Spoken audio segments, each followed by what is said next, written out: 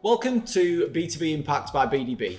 Join me, Matt Smith, CEO of B2b, and Oliver Brewood, B2b's Head of Digital and Technology, as we get together to discuss the myriad of trends, topics, opportunities, and developments in the world of B2B marketing and communications.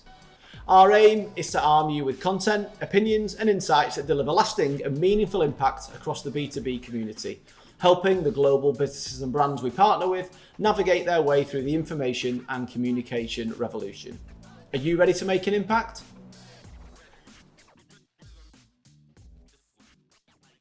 Hi everybody, and welcome to a special edition of the B2b Impact Podcast.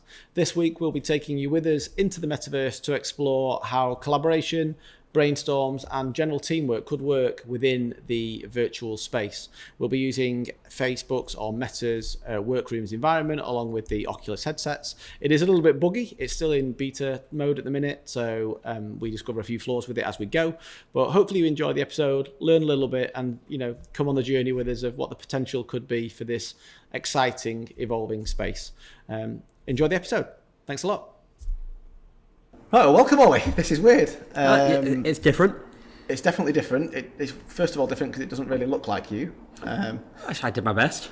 But I guess one of the first things to say is in relation to, we are muted today because we're using the main mics. So when you actually unmute, you'll see the avatar's mouth moving kind of in line with the speech, which is one of the first things to say.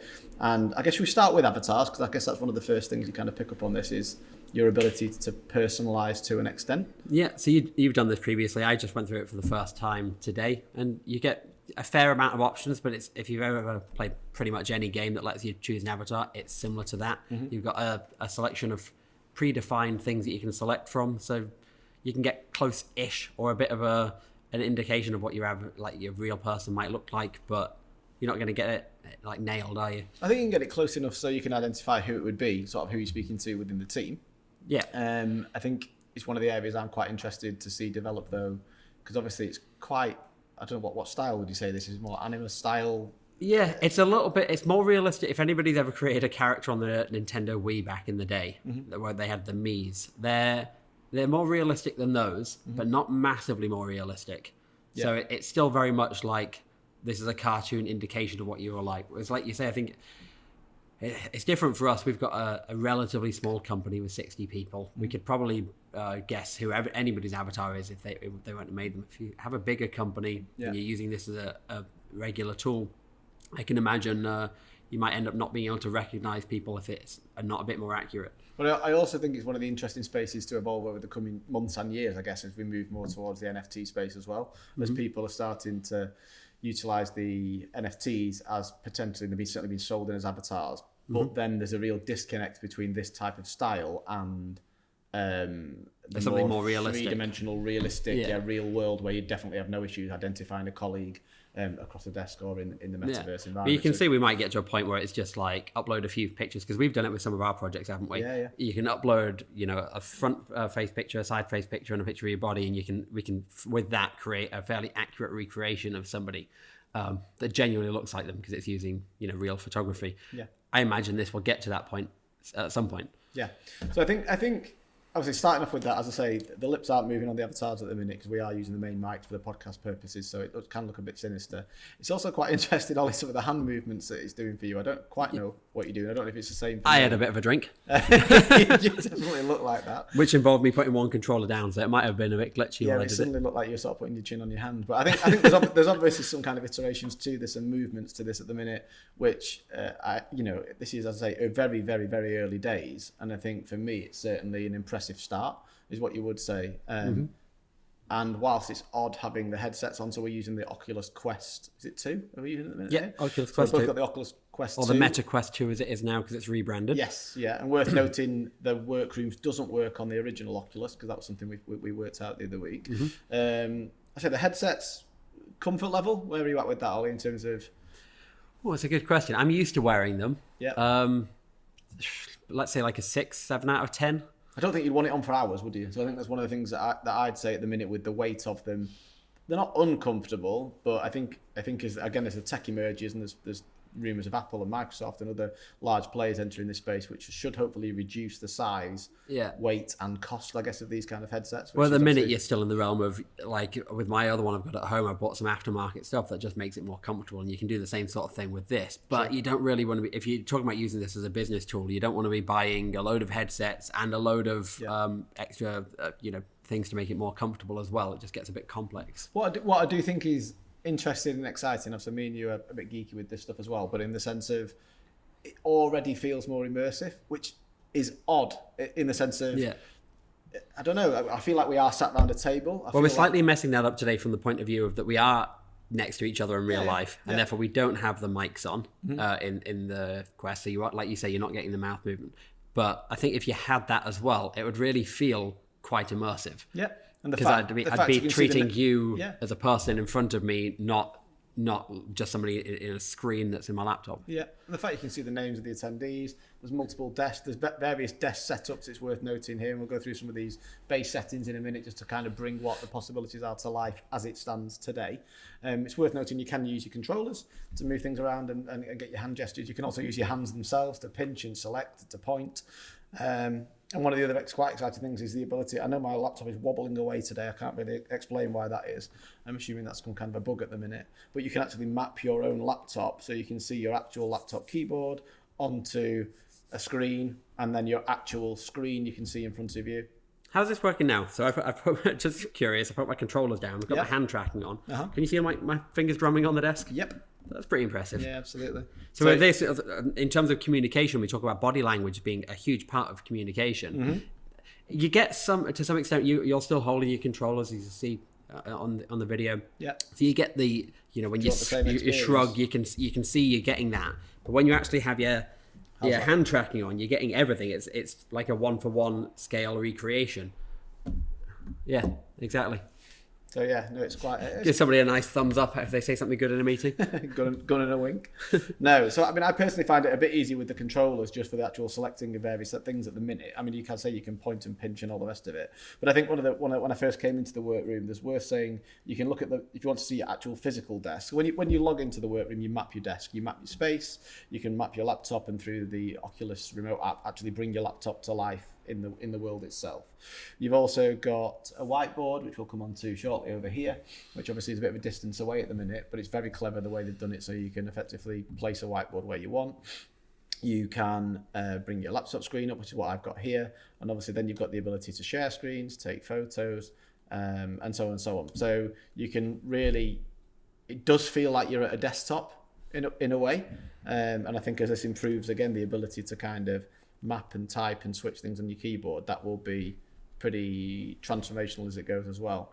The other thing, you can design the room to your heart's content. So I think here we've gone with like a cityscape, but you can have it as brightly lit, as dimly lit. There's various kind of base level scenes at the minute already with some CGI movement built into the cars on the roads. If you look on the bridge down there, Ollie, and various other settings, there's quite a lot in it. So you feel like you are... Say again. Very impressive city. Yeah, but it's cool because it feels futuristic. It feels like you're but it also feels like you are in a workspace.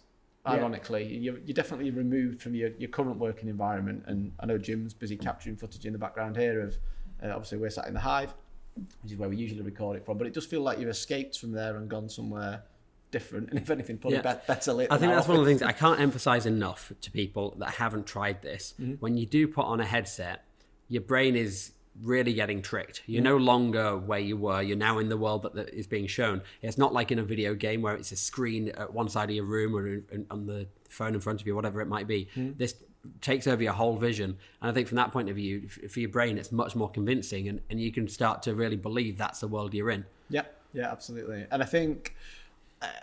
one of the things when you look around the room at the minute, obviously there's various things and new features that people will or won't have seen before. One of the barriers to this, as we said earlier, is kind of the headset. The cost of the headset is roughly around £300, I think, at the minute.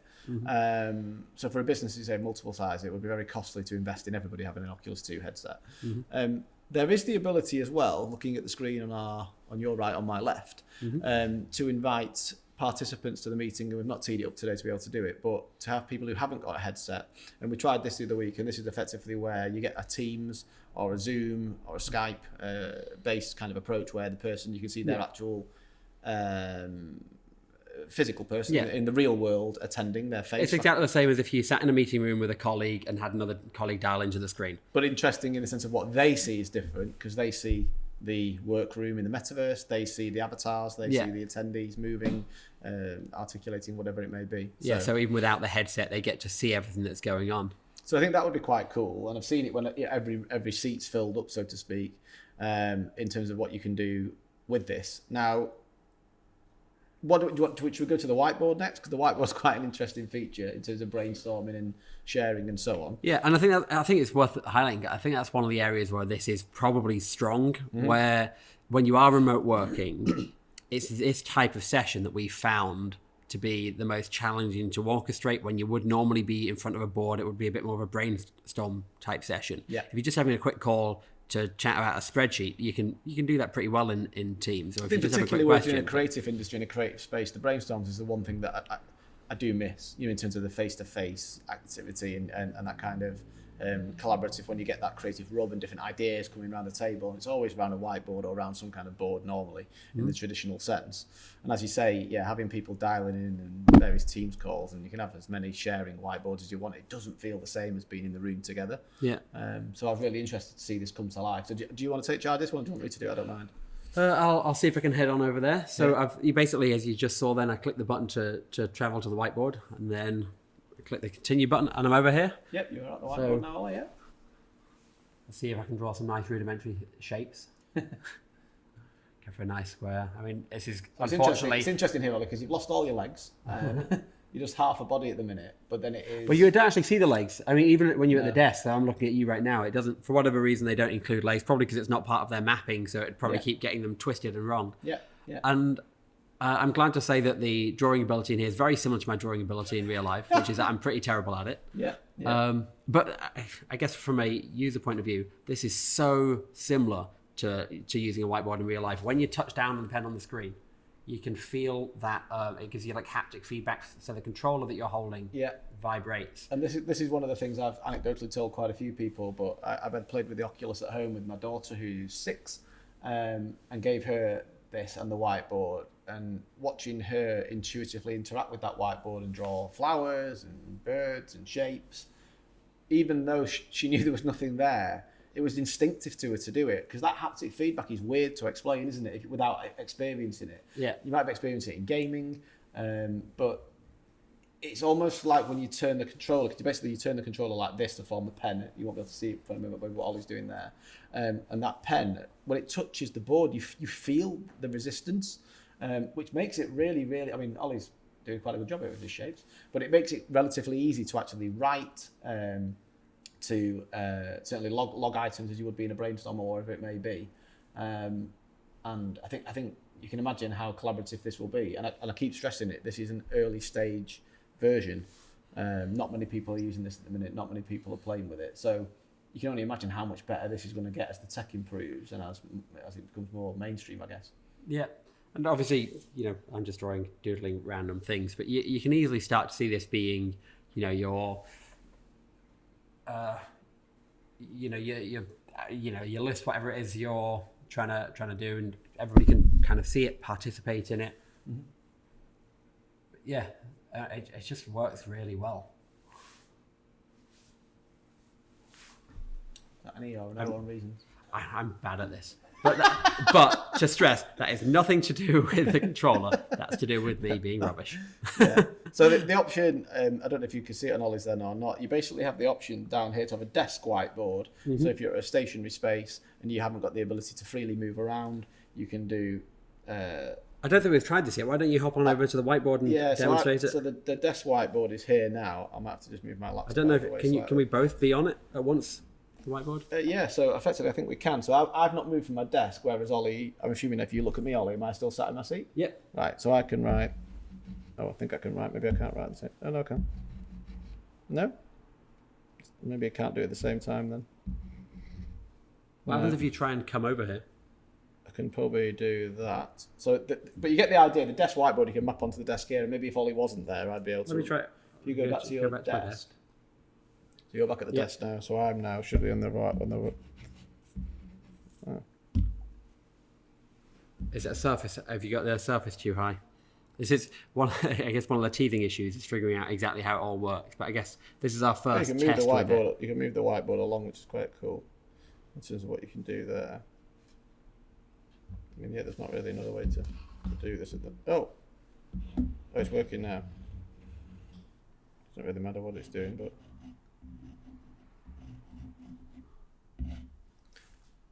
yeah. So I think again a bit buggy some of the things at the minute, because effectively you have to set the desk height, like Ollie was saying, in terms of where you want to position these things. But yeah, it looks like your desk height might be set slightly below our real desk height that's in front of us, potentially, which is stopping you drawing on it. Probably causing some of the issues. But in the sense of you get that idea quite quickly of how easy it is to adjust, and the fact I've not even had to leave my desk to do this yet. Everybody who's attending can see this on the whiteboard. Yeah. Can we actually both travel to the whiteboard at the same time? Let's go for that. I'll go to whiteboard now. But so hopefully this is still recording, because you'll be able to get a real world of what it looks like to do this.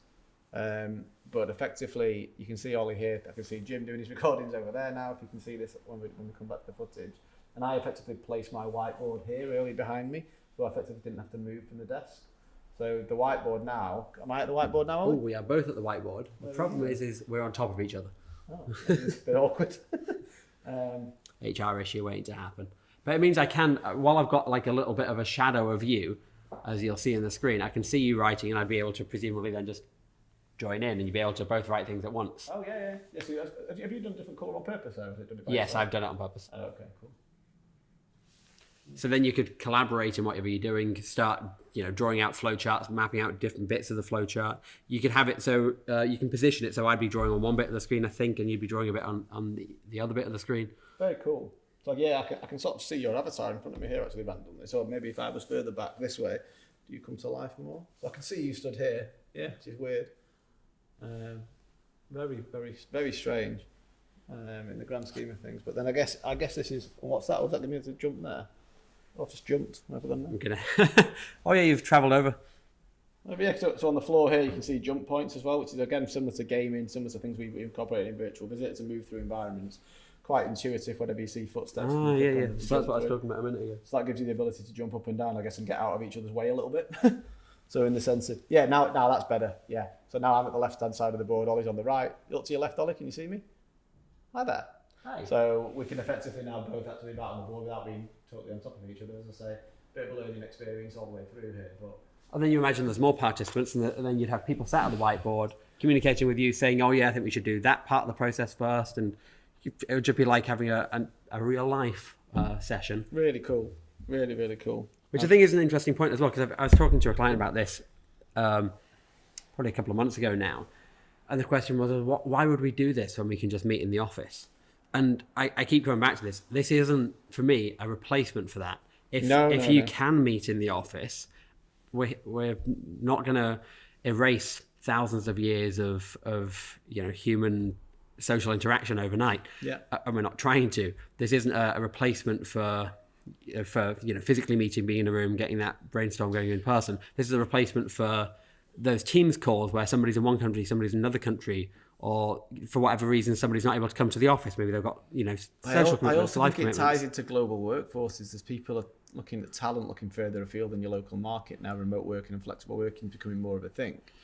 This would give you the ability to genuinely collaborate. And I know you're not looking at the individual, but you could have, your Spanish colleague, your South American colleague, your North American colleague, your Asian colleague dialing into this one setting where you're genuinely all around a table together. And that's what excites me. I think it makes the world a much smaller place. And regardless of what you do or don't think about the metaverse and the future of it and where it's going, if this is what it's like now, I'm genuinely excited to see what it's going to be like in years to come, because it's going to be 100%. I think the other point for me is around attentiveness, because I will confess that at times I'm guilty of, an email pops up when you're on a call, or there's a training session that you're listening to, but you've got this other urgent thing on your mind at the same time. So you find yourself having that split level of attention, and humans aren't great at that. So you're guaranteed that one of them you're really probably entirely disregarding, if not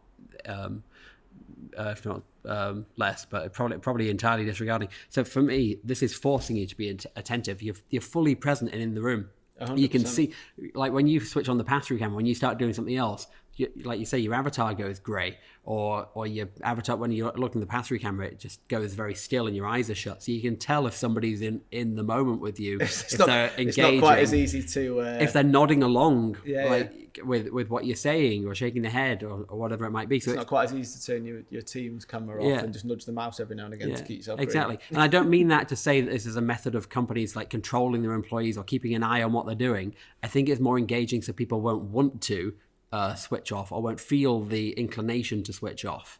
Can you see my screen here, Ollie? Can you see? I can see that you have a screen up. I can't. You can make it bigger and smaller. I've just gone to like, I don't know. This is a beautiful, maybe like a 32-inch widescreen. I've just dropped up here, but I'll try sitting next to you and see if that makes sense. So yeah, I can see that you've got a screen up. You can't see anything. You can't see anything that's on it at the minute. So there's no security risk there. No, but then you've got the ability to share screen here on my settings. You see. Okay. So if I go share screen and continue, I think that then drops onto the whiteboard. Oh yeah. So this is just a virtual visitor content strategy, something quite generic. I was just putting up for the sake of it. Obviously, a bit smaller text and so on you've got here.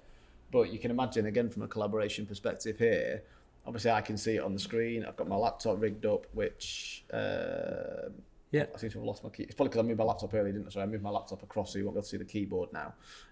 Maybe if I can bring it back in shot, if I pass through here. No, but it's just like being in a room, isn't it? Big projector on the wall. I can see the spreadsheet. That, then hopefully you can just like real life. I'm sure you'll have trouble reading the small text that's in column G there. But yeah, so I'm on my laptop now. You can see the keyboards now pop back up into play.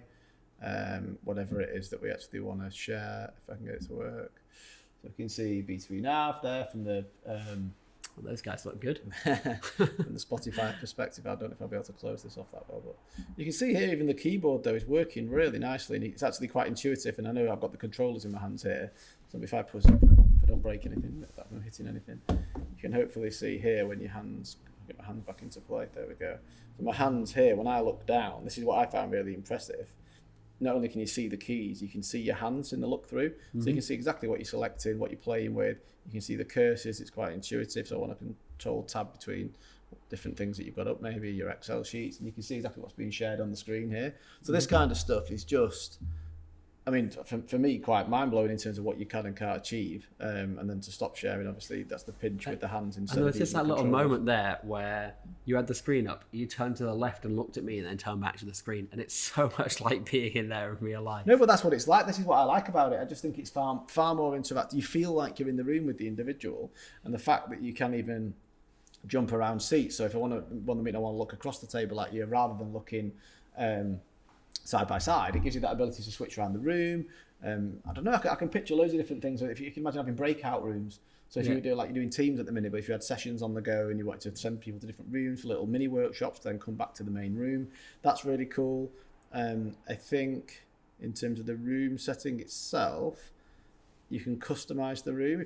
Hopefully it's still recording all this. So you can see on my screen here, currently we're in what's called a meeting room. But then there's also more of a conversational style. So if you change it to that as an example, we're now in a round, sort of a U shape facing the main screen, still the thing behind us. You've also got more of a presentation format you can change it to, where you can be sat more in this kind of side-by-side format, and you can have multiple rows depending on the number of attendees you've got within the room with you. You can resize the tables to make them bigger and smaller. And then you've also got, so like we said earlier, at the minute, you are sat in a nice bright, and this is what I love about the Metaverse, I think personally, to escape the reality and go to a setting that you want to. So let's say, for instance, Ollie, we wanted to have a nice brainstorming session on a beach terrace instead. Now you should see the entire room's changed to a totally different setting. So you can almost set the mood of the room as well, depending on the style of meeting you want to have. So if it's something corporate, you can see now that we've got a host. Oh, I'm punching things in real world. You've got a host table over there where you can do the presentations from, which I'm assuming you can probably move towards if you chose to. You've got so you can be like so I've moved over there now. Yeah, so now you're there, so you're definitely the presenter presenting to the team here. And this for me is just unreal. Yeah.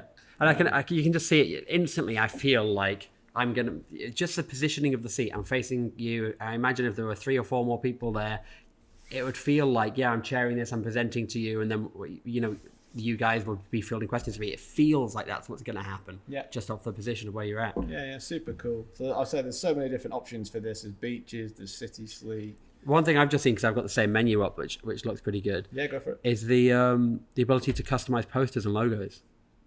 Oh, okay. Which is at the bottom there. So you'll see throughout the room there's a few posters and things like that. So it looks like you'll be able to upload your own images. Yeah, so it gives the branding to it. Actually, I did know that, because on the B2b test room when I was on there, you can upload logos and you can make it more corporate-y if you want to. But then to an extent, I think there's something quite nice about the escape from reality, which I know... Oh, I see you've already done this, haven't you? You've put a B2b Meta Ready logo up previously. Yes. Yeah. So if I click that, turn to your left. There we go. Yeah. Instantly branded. And that was so quick. Obviously, you've uploaded that previously, but it didn't really take much to turn this into a metaverse retreat. No, but this is what I mean. So when you're thinking about, like, tomorrow you're flying to Rome for... I'm going to put another one on. Let's do a lake cabin while we're here, see what that does, while we're chatting. But you're flying to Rome in the morning, where a load of international agencies are getting together. And you can just think, can't you, now, in terms of this would be far more sustainable, for one, that you're not all having the carbon footprint of travelling, far more collaborative, probably, than being sat in the room with people. And let's face it, a little bit cooler as well in terms of the format that you've got. Yeah. It'd be interesting to test this with obviously we're doing this as a podcast now, it's a bit of an experiment. It'd be interesting to test this with a kind of real case study. It's like when we're actually going to do a brainstorm, let's try it out for real. So I believe that, I keep forgetting about it also in the real world, sorry. But in the sense of over here, they do recommend clearing your desk, by the way, before you start this. It's a bit of an issue when we're recording a podcast and we need to have these big mics in front on the of us. right-hand side, as I can see it here at the minute, I think that's meant for like a Twitter wall and a chat wall, is what I was reading about. So in the sense of you can set up hashtags and have things feeding through to that, and for your event or whatever you're doing. So they're trying to mirror the real world environment. But for me now, to be sat by a lake, as you say, Ollie, because you've uploaded the logo, we're already nicely branded up for what's coming in the B2B Meta Ready stuff that we're working on at the minute in the background. I mean, this is why I get so excited about it for me. So I think there's so much potential with it. Don't get me wrong, the headset is becoming a bit uncomfortable now. Well, that's what I was going to say. Where are you at now? You asked me earlier on, where am I at comfort-wise? We've been doing this for about half an hour. 4 or 5, and I think you don't really want a head pain when you're trying to do something. I'd now put myself at a 4, but what I will say as a bit of a caveat to that is that you start to realise at this point that it was my daughter was wearing this last. I've obviously not adjusted it that well for my head since. So you start realising at this point, it's like, oh, it's starting to hurt the back of my head. The strap should have been a little bit longer so that it went underneath. But when you have your own headset and you configure it for your head, you'll start getting used to exactly how you want it to fit. So it'll be a bit better. But I think, like you say, that until we have mass adoption, we probably need to think about shrinking down the size of this technology and the weight of the technology. In reality, how far off do you think mass adoption we are? Are we talking 2 years, 5 years, 10 years? Ooh, that's a good question, because I think I believe I've heard that Meta are already insisting on this being how they run meetings, aren't they? Yeah, but I get it. I get it. I really, really do. I'm gonna go out there and say maybe around 5 years. You reckon? I mean, just thinking 5 years time, how good this will be with the tech though, and how immersive it's going to be. And I'm also really excited about more the mixed reality, because that's what I think from doing the reading and so on.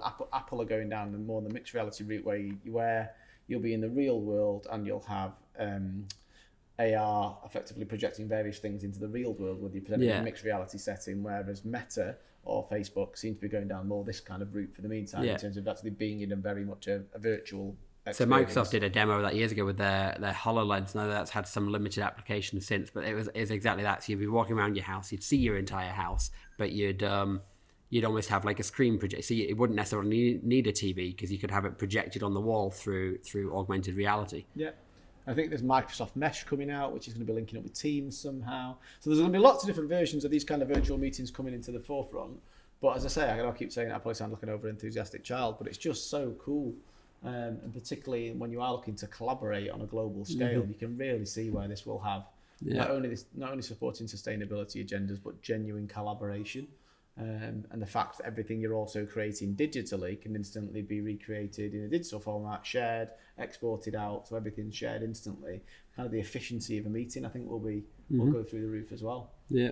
Is there anything else you wanted to add, Ollie, before we sort of wrap up our first? I don't think so in particular. I think, like you say, I think there's definitely potential in here, and I don't think this will be good in 5 years' time. I think that's where we might see a more widespread adoption. I think it's good and useful now. I'm genuinely excited about trying this out for a brainstorm when we have one scheduled next, because I think it could be really a really interesting way to do it. So that's a wrap from us, guys, on our first dive into the Metaverse. Thanks for joining us on the B2b Impact, and you've had a sneak preview of something coming in terms of b2bmetaready.com. As I say, it's a rapidly evolving space. We want to be at the forefront with you to help you continue to navigate the ever-evolving B2B marketing landscape. So we'll see you very soon. Any comments, any queries, feel free to get in touch, but we'll see you next week on the B2B Impact. Cheers, Ollie.